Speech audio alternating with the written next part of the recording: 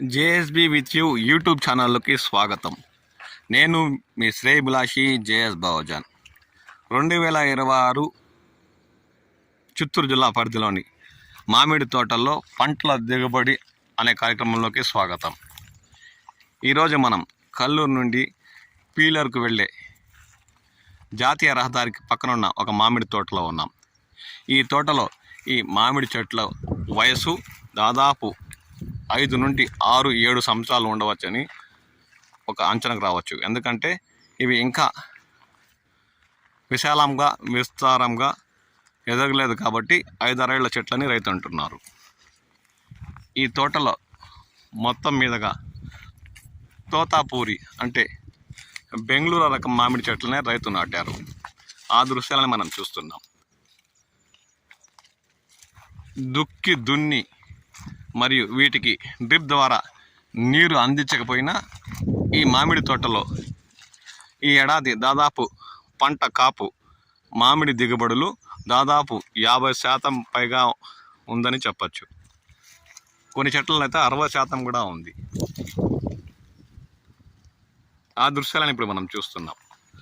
మొత్తం తోతాపూరి బెంగళూరు రకం కాయల చెట్లను నాటడంతో ఈ మామిడి తోటలో పంట దిగుబడి 50% పైగానే ఉందని చెప్పచ్చు. ఆ దృశ్యాన్ని మనం చూస్తున్నాం.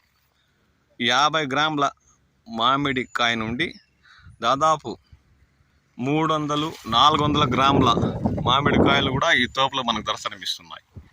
ఆ దృశ్యాలను మనం చూస్తున్నాం.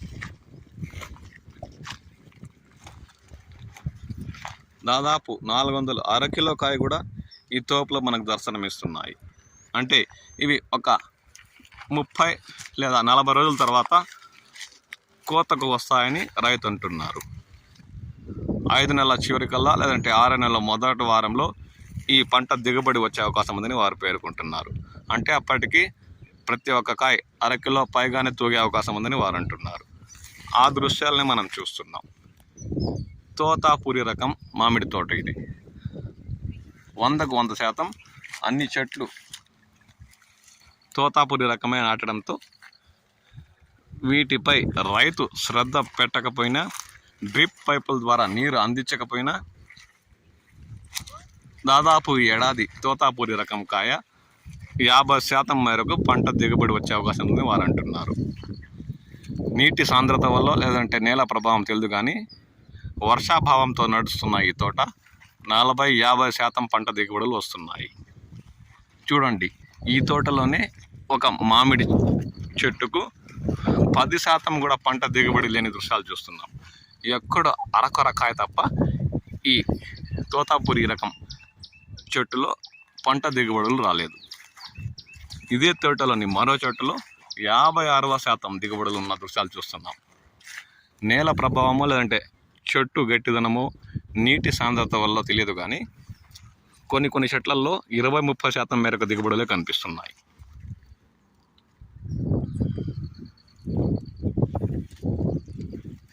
ఇవన్నీ జ్యూస్కి వెళ్ళే అవకాశమే ఉందని రైతు అంటున్నారు.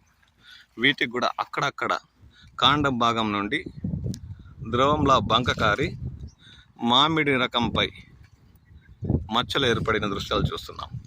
జ్యూసుకు వెళ్ళే కాయలు కాబట్టి ఎట్టయినా సరే కోత కోసి రైతులు ఫ్యాక్టరీలు తరలిస్తారు కాబట్టి ఈ ప్రభావం ఏం ఉండబోదని రైతులు అంటున్నారు. చూడండి, పైన కాండం నుండి బంకకారి, అంతేకాకుండా కాండం భాగం కూడా కొన్ని కాయలు నేల చూపులు చూస్తున్న దృశ్యాలు చూస్తున్నాం. అంటే రైతు శ్రద్ధ పెట్టకపోయినా ఈ తోతాపూరి రకం మామిడి తోటలో ఈ ఏడాది 40 పైగా 50% మేరకు పంటలు దిగుబడి వచ్చే అవకాశం ఉందని వారు అంటున్నారు. ఆ దృశ్యాలను ఇప్పుడు మనం చూస్తున్నాం.